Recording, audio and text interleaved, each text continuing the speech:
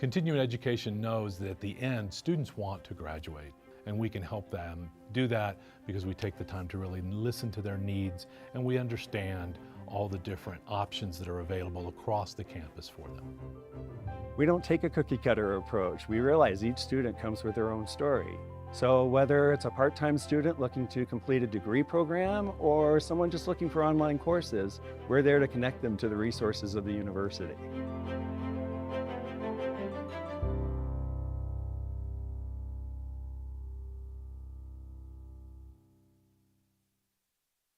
TV, print, radio.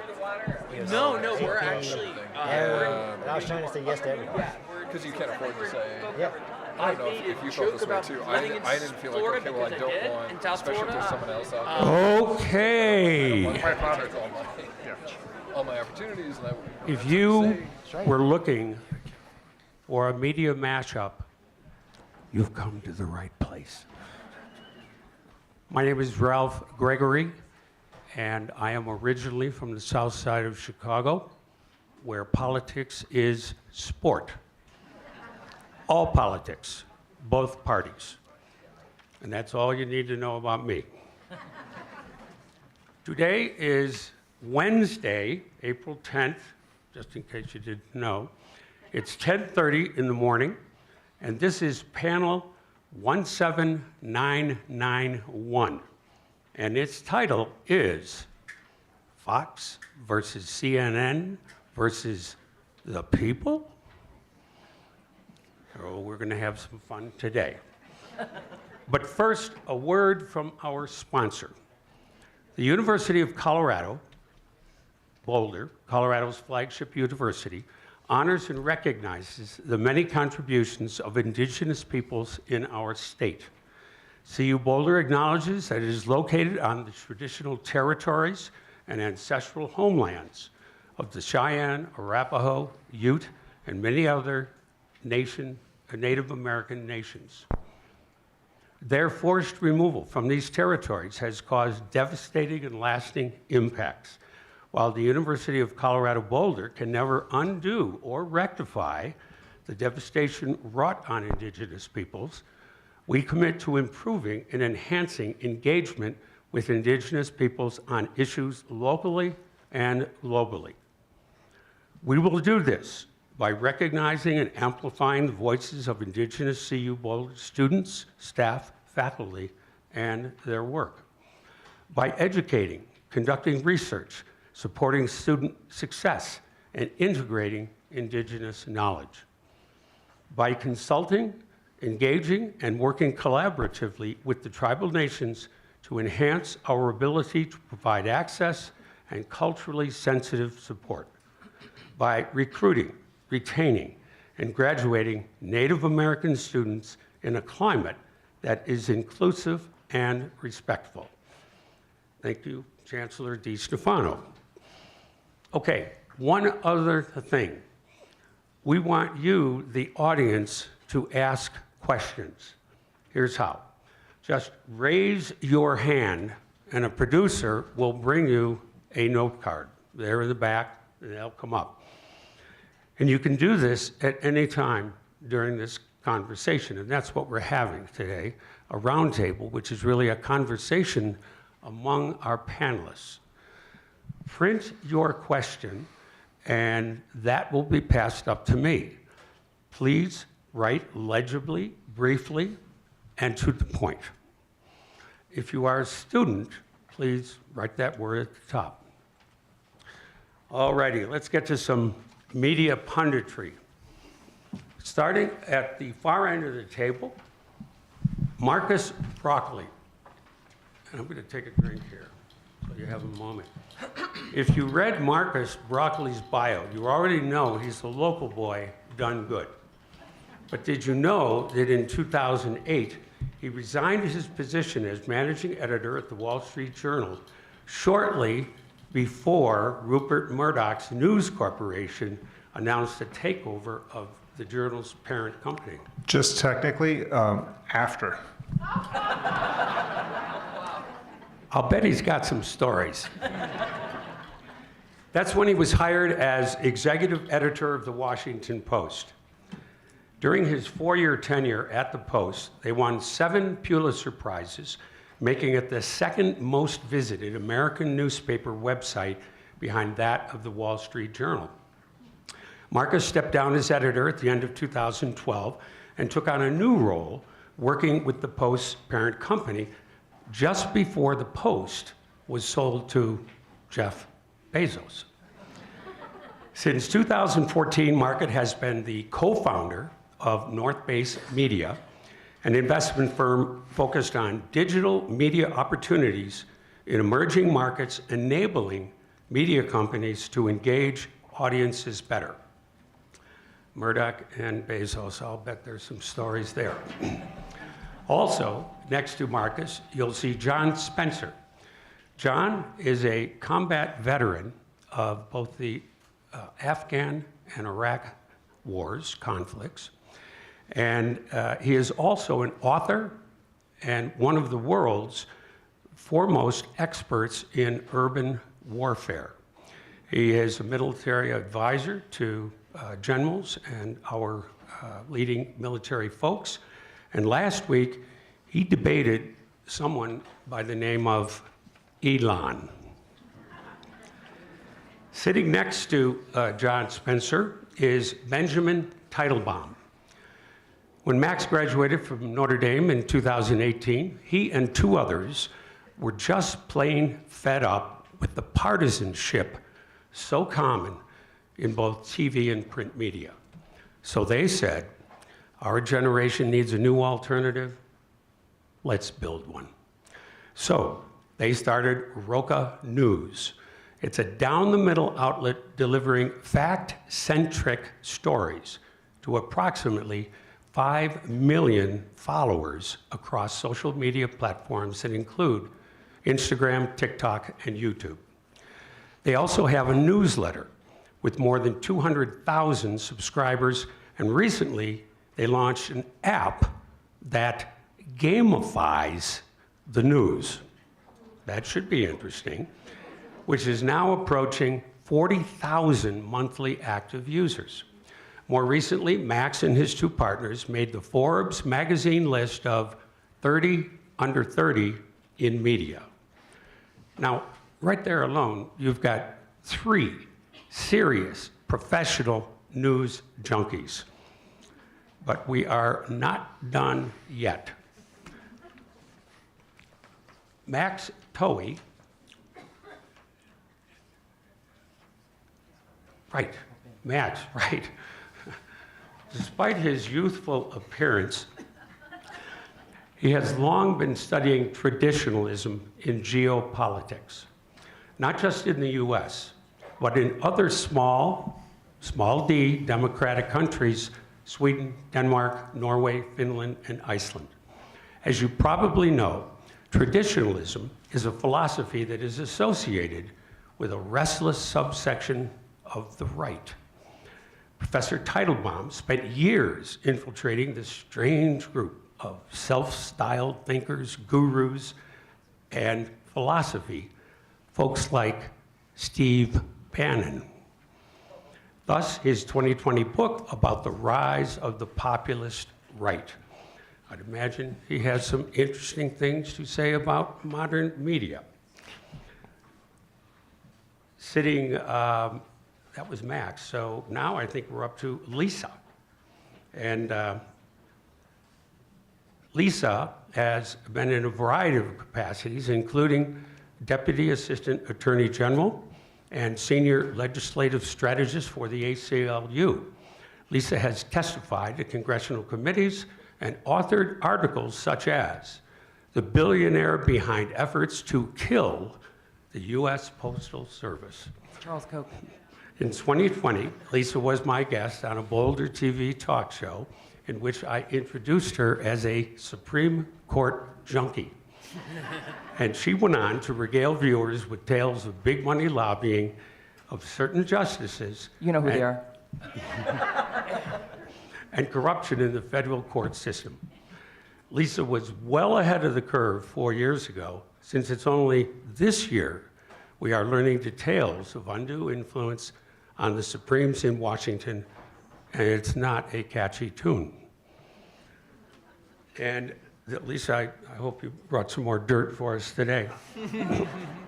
So that's our lineup to critique modern media. Marcus, let's start with you. I want to ask you a question about the big J, journalism and objective analysis. Is the lack of economics in digital media still killing journalism, or is there a reemergence happening in some way? Well, I think journalism has come under a lot of economic pressure, as everyone here knows, in the last couple of decades. I don't think journalism per se is dead. I think if we ask people in this room, and not to offend anybody, but looking at the room, there's a lot of gray hair. I'm pretty sure everybody in this room knows where to go for information they trust and they rely on. I don't think there's any shortage of good journalism on national, political, international, business, economic, entertainment topics. If you know where to go for it, there's a great deal of that information. The challenge in journalism, if I were to put my finger on the area that concerns me most, is local journalism, where the local media companies around this country have been unable to maintain their economics because audiences in communities have started to look to national news for their content. Tip O'Neill, the former Speaker of the House, used to say that all politics is local. And I think today all journalism or all media consumption is national. People really read and watch a lot of national news. And to take this sort of back to the topic of this panel, people tend to gravitate towards news sources that reflect their point of view. There was a study that came out in December last year. It was from a Yale and a Berkeley professor. And it was basically about whether people consuming aligned media meaning media that aligns with their viewpoints, increases their polarization because it clearly increases their engagement. People who watch Fox or who watch MSNBC, which are sort of considered generally the two poles, not CNN as much, they tend to watch them with great engagement, and they tend to engage in what's called motivated reasoning, meaning that they look at the world through the framework outlined or created for them by Fox or MSNBC, and they look at events in that framework, and they start to see the world in that way. So these two professors went out and decided to try an experiment. They took several hundred, in this case, Fox viewers, and they got them to watch CNN for a month to see if it would change the way they saw the world. And it was actually, you can imagine, a bit of a challenge. Some people didn't want to do it, but when they engaged and they watched CNN for a month, their viewpoints on a lot of issues changed, and their perception of the polarization in America moderated. And are they both echo chambers? I would argue that MSNBC and Fox are very much echo chambers. They're in that world of what's called aligned media, where people seek out a viewpoint that aligns with their own point of view. And I think it creates polarization, and I think the challenge for our country right now in journalism is not that there isn't good information, it's that people aren't seeking out good journalism and good information. People are seeking out information that reaffirms or supports their point of view. And to take it back to your question, the reason I'm worried about local journalism is people spend more time watching Fox or MSNBC than they do reading community news and supporting their community news or local news. And so they're not well informed in their own communities, which is sort of the bedrock of our democracy. And perhaps you could argue they're not well informed on national issues. Anyone have any comments for Marcus? I have thoughts. I appreciate that very much, Marcus. And I also disagree because I think polarization is being driven by a hard right movement in this country that's being fueled by a handful of billionaires to drive a very authoritarian regime. And I do think there is aligned media, but I don't think that they're equivalents. I don't think that the level of disinformation that we've seen documented on Fox is anywhere near what someone might contend about the presentations on MSNBC throughout the day and in the evening. And I think that, in my view, the polarization frame ignores, this movement that really is pushing polarization through pushing a host of lies and other disinformation. And I also think there's a substantial difference between an outlet that has tried to present fair, accurate information and one that has been subject to a $787 million, nearly billion-dollar settlement for its lies around the election. It's Fox's settlement with Dominion. So I just don't think they're the same, but I appreciate the point about local news, except that I would add, from my perspective, that it's important to support local media like KGNU that's genuinely local. Local television stations are, in my view, commercial stations are paid to give you 7 minutes of news, predominantly crime, 7 minutes of weather, predominantly from the National Weather Service, and 7 minutes of sports, predominantly from corporate sports teams. That's not actually real news about what's happening in your community, and it rarely tells you what you can do before a law passes. It just tells you that a law just passed. I have a question for the panel. Is Randolph Hearst laughing from his grave with an "I told you so"? Yellow journalism? Maybe I'm making a reference that's showing my demographic. Yellow journalism Penny papers. being, and back at the turn of the century, Hearst made his fortune by producing what came to be known as yellow journalism, which was all this fluff and cultural media, lots of pictures, and it really didn't focus on the hard news of the day. It became more entertainment than news. So that's my question. Is that what's going on today? I mean, you have to acknowledge that all news is for profit. Mm-hmm. That's it. Whether you're Fox or anything, even if you're a truth absolutionist, you still need resources. Follow the money. And there is no such thing as objective news. I holistically disagree with that. I've done 500 interviews in the last 2.5 years to every news station there is. They want to know what I'm going to say before I say it. Do they edit what you're going to say? No, I mean, but they ask me questions, and sometimes if I answer those questions wrong, then you're not the guy we want to talk to. Mm-hmm. I went to doing 20 interviews a day about the Ukraine war because news for profit, believing in a cause, to my stance on Israel and Gaza, I do 0 interviews a day. I, first of all, totally agree that there's no such thing as objective news. That's one reason why we call Roca News nonpartisan. And I think anytime you select a story, there's a level of bias. There's a value judgment. You say this is important, and you say it matters to our audience. And I also agree with John in that these companies, especially the ones in the name of the panel today, are for-profit enterprises. There's the 2020 Gallup poll, I believe, that found that all those who consider MSNBC their main source of news, 95% are Democrats. For Fox News, 93%. CNN's a little more bipartisan, maybe because it's on dentist offices and airports, but all of that's to say these are unbelievably one-sided news orgs. So you bring up the Dominion defamation case. One of the texts that always jumped out that they disclosed in Discovery was from Tucker, who said, "We're losing our base." He feared they were losing their base. It wasn't about truth. You also heard him say, "I despise him profoundly" about Trump, even though there was a lot of trumpeting of Trump on his show. So it just goes to show the level of charade, I think, that's on display with some of these top cable channels. Let me throw out a counterpoint there, that journalism is seeking the truth. I mean, true journalists, they're seeking the truth wherever it may lie. And if one is a journalist and they're looking objectively at all the information, I think that Mr. Trump is right when he says the media is against him because they've done their homework and they realize that this is not what we want. How would you answer that? Is that journalism? Yeah, I just don't think there's such thing as an absolute truth.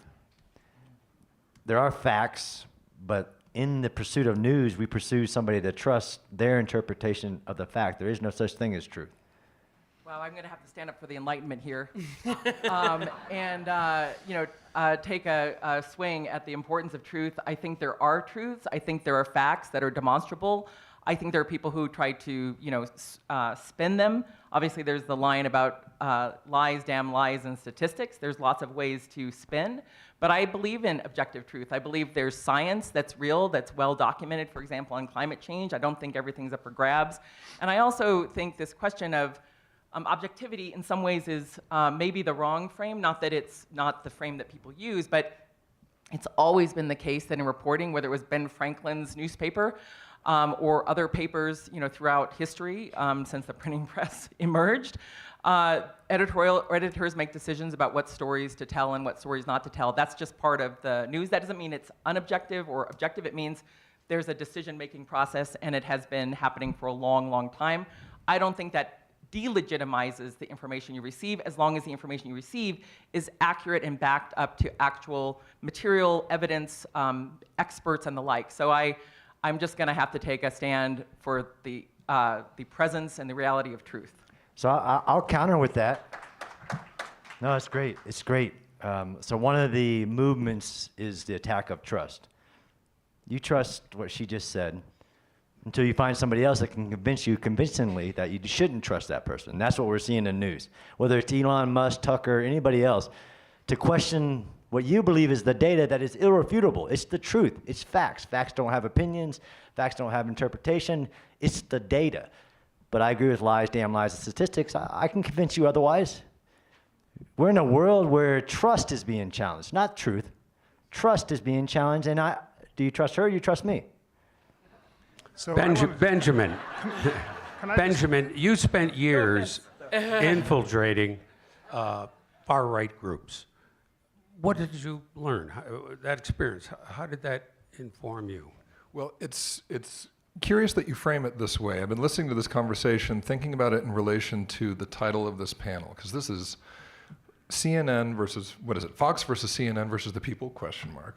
Implicit in that formulation is the idea, I think, of something quite different than what we're talking about. It is that there is a collusion or a cooperation among Fox and CNN versus an outside actor. And the question is not so much about the differences and which one is better. It's the suggestion that they all actually are like one another. It's posing an entirely different question to us. And that, to me, in my experience as a scholar of the right, of contemporary politics in these past years, that has been, I wouldn't say it's a more salient issue, but it's an equally salient issue to the question of trust. It is a narrative about an establishment that is more internally homogenous than the surface level heterogeneity might suggest, that is defined in its opposition to the people. And I don't have an overarching simple analysis or response to that proposition, but that to me is a question in this conversation that is of equal merit, of equally urgent to the question of truth, facts, and in our potential opposition to them based on who's telling it to us. I hear you saying that all sides have a piece of the truth, but not all the truth. No.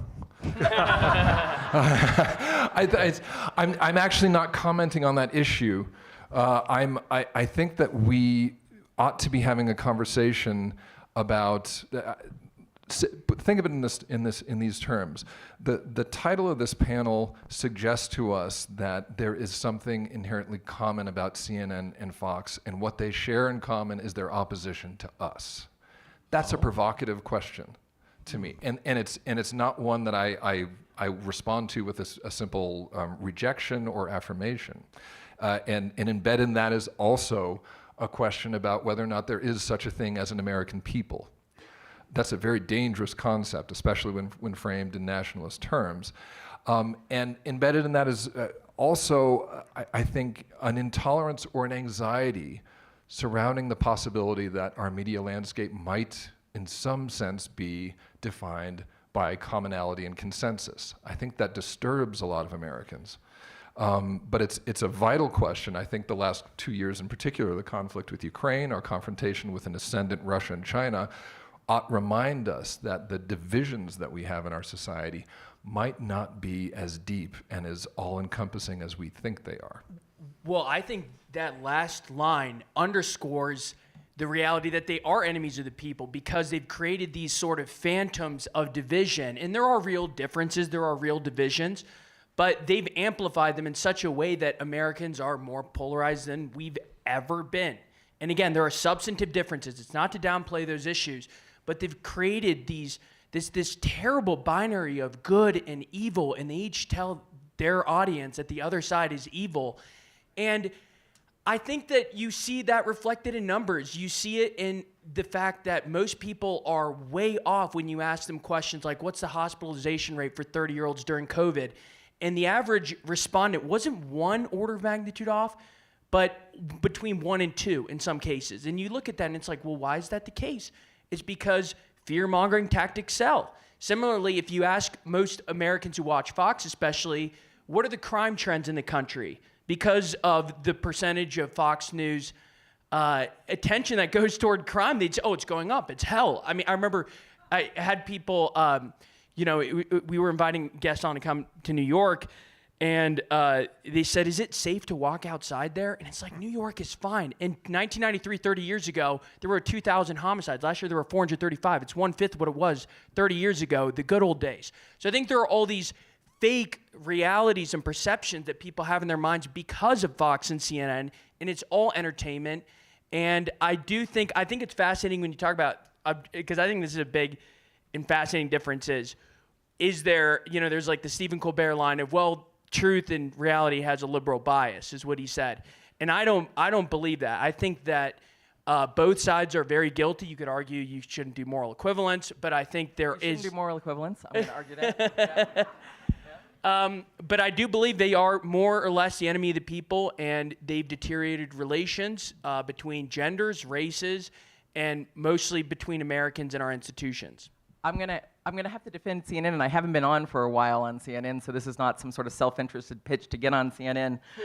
I don't think they're the enemy of the people. I don't think they think of the people as the enemy. I think there's a lot of good reporting and analysis that comes out of CNN. I don't agree with all of it. I do watch it. I watch Fox. Maybe so you don't have to some of the time. I don't know, but Media Matters really does that part. But I guess I want to go back to something that Marcus said about the state of corporate journalism. I don't want to misstate it because I think that those were really important points you made, Marcus, even though I had that initial disagreement. I think there is a distorting impact from corporate media, from billionaire-owned media. In some ways, it's been that way for a long time. These papers, going back to your question, Ralph, about yellow journalism, efforts by Hearst to get us into a war. These are things that have happened historically, and they are in part a product of corporate media. But there is actually a very robust nonprofit media universe that needs more support, more funding. But there's been tremendous reporting, for example, by ProPublica about the Supreme Court and other issues. I'm sure many of you have read those stories this past year about Clarence Thomas and more. And there also has been some, terrific reporting in commercial outlets: Washington Post, New York Times, Wall Street Journal's reporting page, not its editorial page. But I think there's been a lot of really excellent, really well-researched, well-documented reporting, and there is distortion from commercial media. So I just wanted to maybe toss that back to you, Marcus. So I think a lot of the conversation today is we're talking about everything in the moment, but not talking about it in context. If you go back in history and to understand how American journalism has been conducted over the years, it's always been in the service of an economic model, because it is true that journalism is largely a business. There's a lot of great nonprofit journalism, probably more now than there's ever been, and it's first rate, and you should all read it closely because it's some of the best journalism in America. But the business model of journalism has determined how journalism functioned.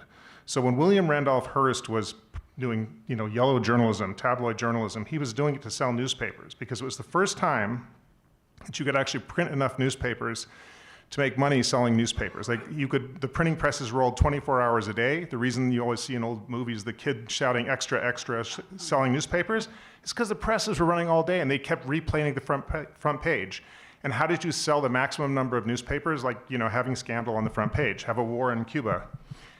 That morphed in the middle of the 20th century, in the era that most people in this room grew up in. It was sort of monopoly oligopoly journalism. It was centrist, because the best way to make money was through advertising, and the way to make money through advertising was the largest audience, and the way to have a largest audience was to do centrist coverage that didn't alienate everybody. And so you kept adding horizontally new areas of coverage. So you had women's coverage, you had international coverage, you had sports coverage, and they built out these horizontal platforms because they wanted to monopolize their market. And in most cities in America, including here in Boulder, there was one newspaper. And some cities, they had two newspapers, one Republican and one afternoon or one morning, and one Republican, one Democrat, one morning, one afternoon. But that was the way journalism was, and they didn't want to deviate from a sort of central narrative. If you were off the center point, if you were covering political news and you were sort of over here, and everybody else was clustered at the center, you risked not being able to have the large horizontal audience that everybody else had. And Rupert Murdoch with Fox News really broke that model. And he did it because the technology changed. Cable news was different from broadcast news. Broadcast news was licensed. There were 3 licenses, or 4 if you count public TV. And so they all had an incentive to cluster at the center and deliver one narrative to the people. But when cable TV came along, the opportunity was to fragment the audience and own a segment. And Roger Ailes and Rupert Murdoch figured out a great segment.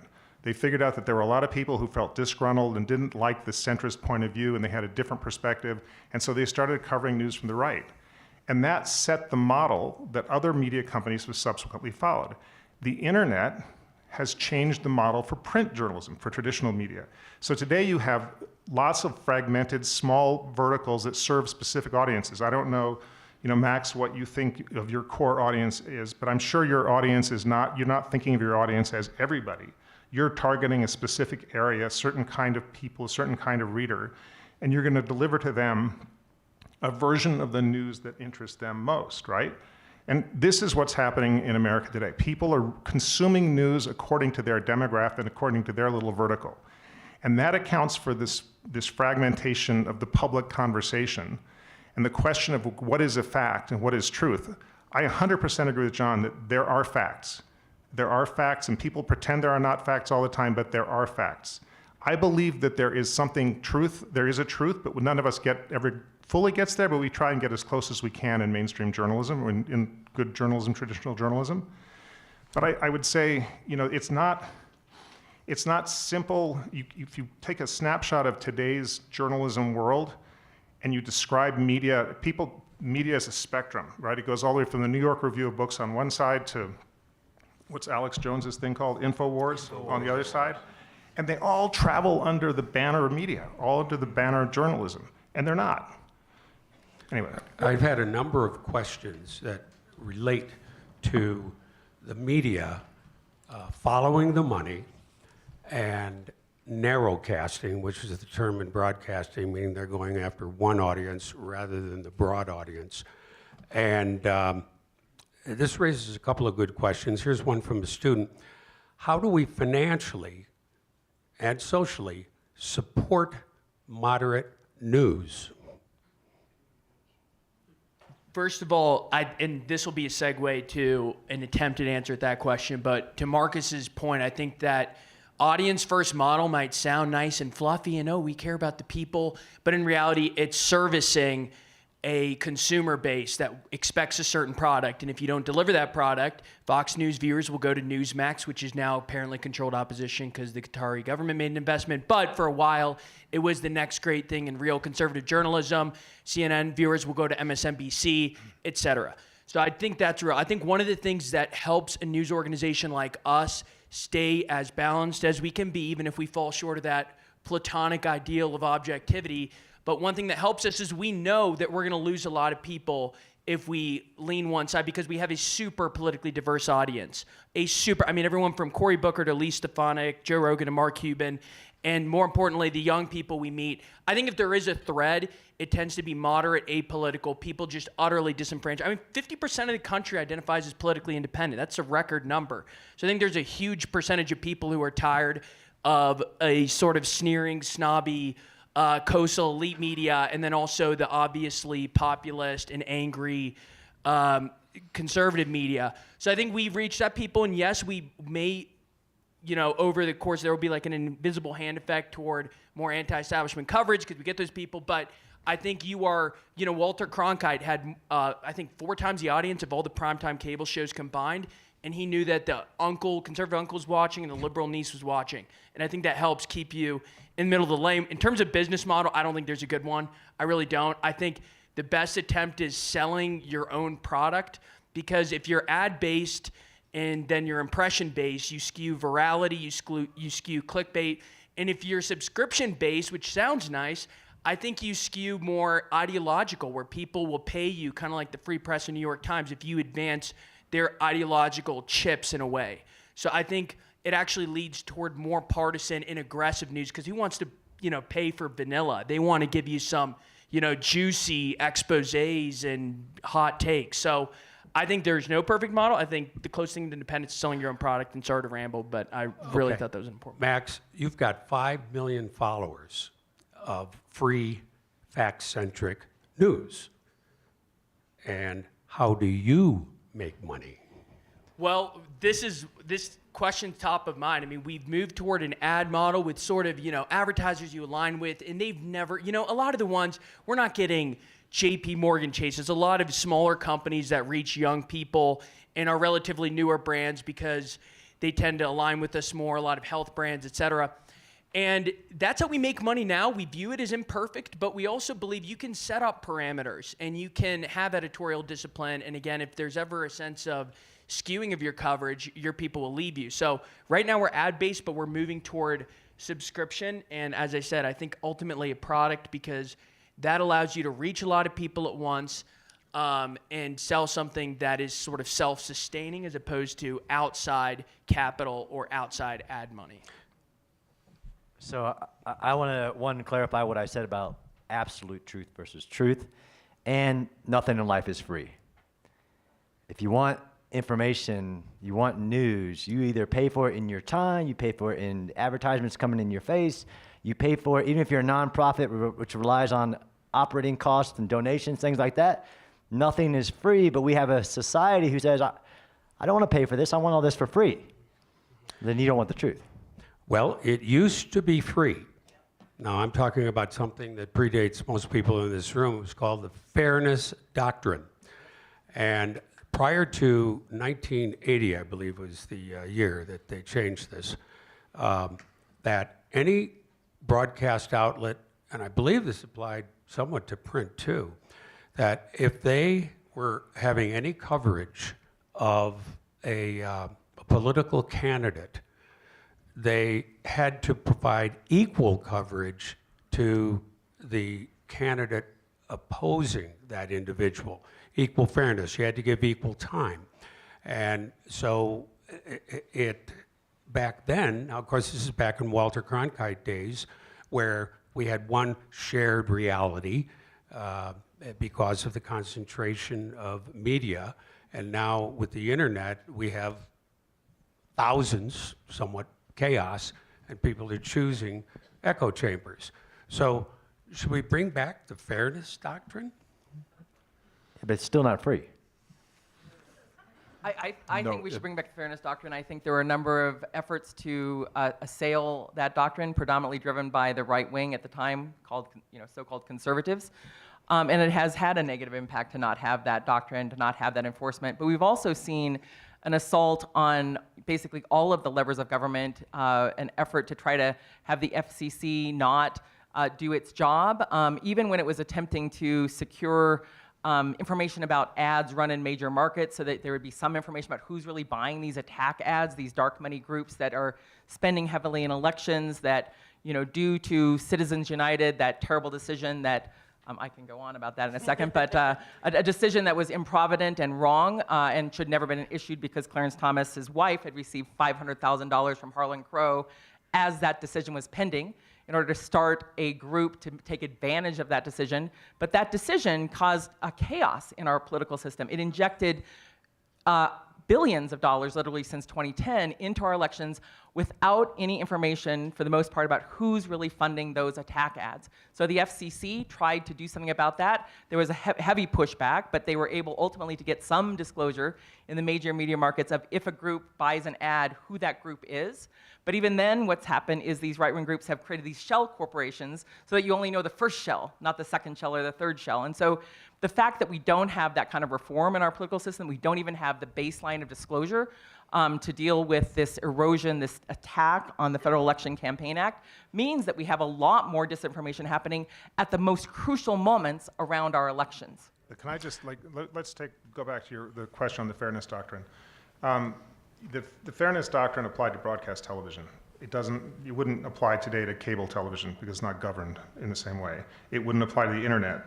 CNN has 126 million digital monthly uniques. So bigger than Max's even. And Why'd you have to say it? and it doesn't apply there. I think, and it also would go to another issue, which I think will resonate with a lot of people in the room, which is if you applied the fairness doctrine today in the current political campaign, I think there are a lot of people who would say giving equal time to the two sides might not actually be the journalistically responsible thing to do, because I'm not sure the two sides are always representing information, honestly and accurately, and I'm not sure the issues that the sides are focused on are deserving of the same amount of attention. I think if you were exercising journalism judgment, you might not give the same amount of attention to both sides. I'm going to have to agree with Marcus. I really appreciate that point. Yeah. I will say on Citizens United, which I could not agree more with Lisa, that it is a disaster, and I don't know as much about the shady history of why the Supreme Court kept it humming. But I will point out, if I can add one thing though, Silicon Valley and Wall Street support the Democrats. I don't think it's just a Republican issue, and I think the largest corporations are increasingly in line with that, which is a real fascinating shift. That sort of corporate America has leaned Democrat lately, but I don't deny that its impact is terrible and anti-democratic. I want to, on the Citizens United front, can I just say one thing? I realize we're way off topic, but Max referred to the shady background of Citizens United. I think we should be careful. I think this is actually where journalists and commentators fall into traps. You can read the Citizens United decision and disagree with it, as I vehemently do. But you should read the decision, and you can judge that decision. You can understand how the court might have reached that decision in ways that were not corrupt. I'm not dismissing anything Clarence Thomas may or may not have done, but may have reached that decision on the basis of the viewpoints of those justices. And I think in our society today, we're far too quick to judge and assume things about people in power, to assume corruption because we can find alignments, we can see sort of some kind of correlation, and we assume it. And I think we would all do well, especially in journalism, to step back and stick to the facts as we can know them, and let the facts do the talking for us and not make judgments and sort of casually surmise things. I'm going to have to now make a point of personal privilege, as they say in Congress, because the fact is that was a 5-4 decision. And if Clarence Thomas had recused himself for the secret fact that his wife received $500,000 to fund a group to take advantage of the decision before it came, that would have been a 4-4 decision that would have resulted in the Bipartisan Campaign Reform Act, BICRA, McCain-Feingold, remaining the law of the land. Sure. So that was real. Understood. But also, I understand that to be true, but there, as you know, and as I think we all probably regret, there is no requirement that Supreme Court justices recuse themselves in that situation. And there should be, and there is in theory. My point is simply, again, if you read the decision, the 4 justices other than Clarence Thomas who supported that decision had a lot of reasoning that I disagree with for their decision, and he could well have reached the decision entirely independent of his wife's involvement with any group. That's but let me just say, and I know I have diverted us, but the fact is that just because you receive money and do something you were going to do doesn't mean it's not corrupt. But it doesn't mean it's not unethical, and just because you don't recuse yourself under rules that basically leave that decision to yourself as a judge, an erroneous ethical regime, doesn't mean the result is just. And I think that it's profoundly correct to criticize that and make sure people understand that that decision was a corrupted decision. Even though I take your point about not being cavalier or casual about it, I have not been cavalier or casual about it. I have documented every single piece of that story. Although there were 4 other justices that Who would have sided been not the majority. with him. But still, I mean, it just goes to show. And I actually think the 5-4, and by the way, Marcus, I totally agree. I think there's a weird conspiracy strain where, and it's also sloppy. Conspiracies from same sources contradict. They don't make sense, all that. So I totally agree. I also think, going back to the objectivity point, it's fascinating that so many Supreme Court decisions come 5-4. Now, most are 9-0, 8-1. They don't get the same amount of coverage. But that goes to show that these are justices interpreting law, not sounding off on their own opinions. They're interpreting law. It should be objective.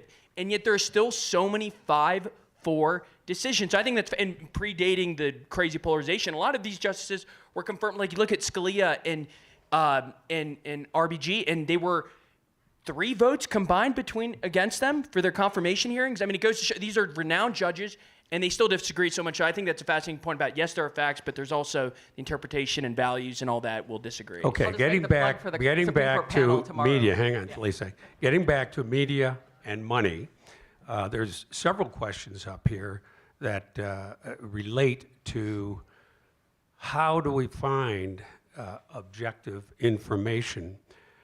How do the under 30s get their information? Because many of them are just totally turned off by the toxic nature of so much of the news media. And a student asked the question that indicates there's a lot of research that media is more powerful than we may think. So how do we make our media more objective and able to reach the youth? And where does AI come into this?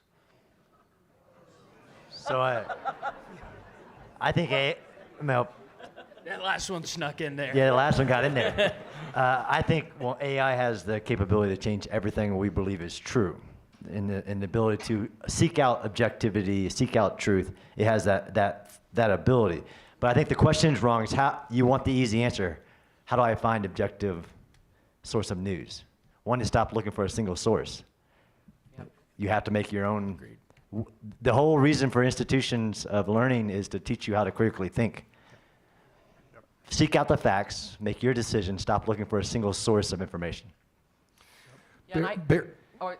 Please. Buried in that question is the suggestion that, and it's also implied by the conversation we've been having up to this point, that really we can track the polarization of our country by these media twists and turns. We heard the 1980s referenced twice in these histories.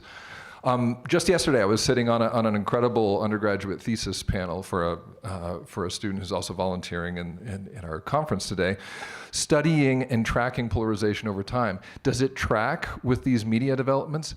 Kind of, but not completely.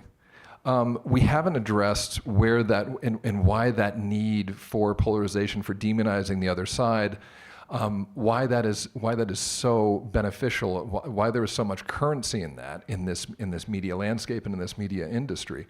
I continue to think that the conversation we're having in this panel is not exclusively about media per se, that it might actually come from someplace else. So I do want to throw that out there. This question suggests that we ought to simply look at media transformations to understand something else, namely polarization, and I'm not sure that is actually fully justified. I think one of the biggest strides the media need to make to be more trusted and to help America get back on track is to make better story selection. And right now, a lot of it's low-hanging fruit, the juicy tidbits. If you feed people a steady diet of culture war and political theater, you're going to have an even more divided country. And that's what you have right now. I don't know if you notice this at your family reunions, but when people disagree or get, broach those very controversial political topics, it's usually one or two they're constantly fired up about that aren't even that relevant to the country. And that's because in the 24/7 news cycle, where if it bleeds, it leads, and ultimately with social media and virality, it elevates the most divisive, fear-mongering, and controversial stories. And so that's led to this sort of mindless polarization that you see now where one side's talking about Penn swimming all day long and the trans women's sports issue and all day long. And not to say that it doesn't deserve airtime, but it's the number one issue. And then the other side. And so that, I think, story selection we've realized is one of the most important issues. If you cover culture war and political theater all day, as the legacy media do, you're not going to make any progress on with trust in media. And it looks like Marcus has a point. Just in response to that, Lisa, I'm sorry. I want to repeat something I said a minute ago, which is the media model today is to cater to an audience. Like every publication, every television channel, maybe not the broadcast television, I'll exempt them for the minute, but I think if you look at the New York Times, which is I think is still a great newspaper. It has its flaws, and we can probably spend all day enumerating them. But it's targeting a very specific market. It's targeting the 100 million people globally who speak English, who are politically liberal, economically engaged, who like food and like to travel and maybe play puzzles and games. But it's a very specific audience, and the audience knows the Times is for them. The Times knows who its audience is, and so. Every one of these media companies, they're not all the same. So when they make story selections, what Max is talking about, they're making story selections according to what their audience is most likely to be interested in. And that's because if their audience is engaged, they can sell more subscriptions if they're in that business. They can sell more advertising because they have a larger audience if they're in that business. And they can sell data, which is going to be the way a lot of media companies in the future are going to make their money, is not through advertising or subscriptions. It's going to be, Max knows what his 5 million readers are doing. He knows what they're interested in. And as advertisers are trying to figure out how to reach those audiences, not just on his platform, but other platforms, people are going to come knocking on his door and try and buy his data so they can figure out where his audience is going on different platforms. And in order to have that kind of engagement, in order to have that economic potential, they have to cater to an audience, and they're going to make story selections on the basis of that. So I want to finally conclude by underscoring the idea that you absolutely have to know how to find information. There's great information. You have to know where you're going for it. And universities and schools should teach kids media literacy. There are programs. There's a National Media Literacy Project in Washington that's now in high schools around the country. And it's critical that everybody understand how to get information because it's out there.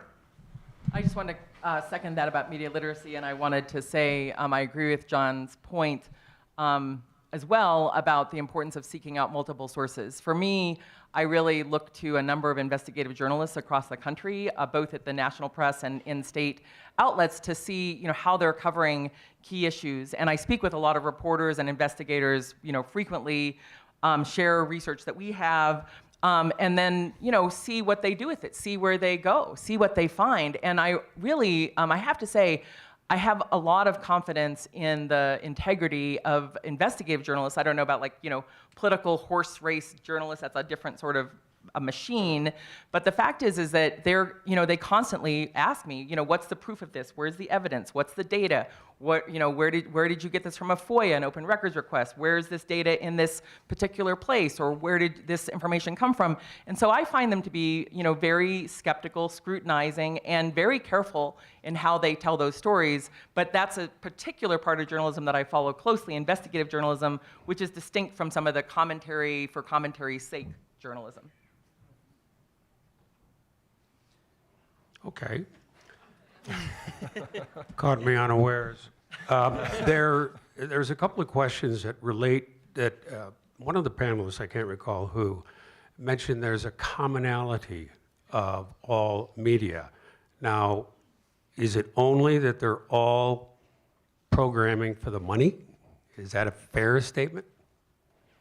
I have a story I could share just briefly. I was at a closed-door meeting about a decade ago with some of the leaders of some of the major outlets, Reuters, ABC News, Gannett, and others. And it was a discussion of this question of journalism, the focus of journalism, sort of the First Amendment privilege, the fact that journalists have this protection for the press in our First Amendment. And during this conversation, the person at the time who was representing Gannett, and they've since published some very good stories since then, a lot of great stories in USA Today and other outlets, but in this particular instance, the person who was representing them said, we don't have any obligation to report the news. We're giving people what they want. If they want more crosswords, we're giving them more crosswords. We don't have to cover local news, and we don't have to cover Africa. At that point, the person representing ABC News says, as a national outlet, you have an obligation to cover what's happening on, a continent in this world and people of these countries, not just, what's happening in the sports, pages, basically. And the Gannett rep said, no, we don't. It's business. And that was really sort of shocking to see. That I appreciate the fact that the ABC News person pushed back on that idea. But I do think that it was revealing to me, shocking to me in essence, to have this notion by a person who, in essence, helped control a number of outlets, that really wasn't their job. It wasn't really to tell the news, it was to give people what they want. And I do think that is, in fact, like as shocking as it was for me to hear someone say that out loud. And maybe that's certainly not how all of Gannett sees this. And there's, as I said, been a lot of really good reporting. But the idea that is an animating force is probably true. I would ask everyone, as we consider commonality, to think back to a moment recently, 2 years ago, when there seemed to be a great deal of commonality in our news coverage, and that was following Russia's invasion of Ukraine. It was quite remarkable, I think, and this was borne out also in opinion surveys, with in this country that is so divided, that is so polarized, that you looked around and you saw broad consensus within our country, but also transcending the borders between CNN and Fox and MSNBC. Everyone seemed in agreement with this, that we could identify who the aggressor was and who the victim was in this particular dynamic. But you could almost, bear with me in this, you could almost sense in the air some discontent with that some of the larger media personalities, and they came primarily from the right, with certain exceptions, but some of them just kind of got restless. You knew that their business model could not survive in this type of environment, and you had to get something else going, and the first shots had to do with biolabs. And that died eventually. It was like an attempt. It was an experiment to see could we rile people up around this. But as time has gone on, that's eroded. I brought up the question of commonality and homogeneity because I think it's called to question by the title of this panel. But I actually don't. I think quite the opposite is true. I think, and we've heard a lot of examples of this. Even though I want us to talk about that, I am still convinced by the data that my fellow panelists have supplied us today, suggesting that it really is niche audiences, it is division, it is deepening the convictions of your tribe. That is the currency of our media landscape. If I may offer a little bit of optimism here, I do think that we can't get too relativistic about media bias and media business models. There's a hierarchy. There are some egregiously biased and clearly partisan and divisive news organizations today, and there are some that are doing better. I think Axios, not perfect. It's not covering everything exactly right. Their story selection has issues, but I think it's good. And I think a lot of people are so fed up, so outraged by media division. Again, 50% of the country is politically independent. That's an astonishing number. I think it was 31% in 2004. That's a big jump. So I think you see that, and there's appetite for more objective or nonpartisan, or again, not absurdly biased coverage, which is maybe not the highest bar to set for journalism, but it's better than what we have right now. And so I think one way to get around a lot of these concerns and business model incentives is to market your mission to people and say, it's okay if the news cycle is boring at times. It's okay if some stories or facts don't agree with your priors and don't give you that confirmation bias. That's all right. It's okay.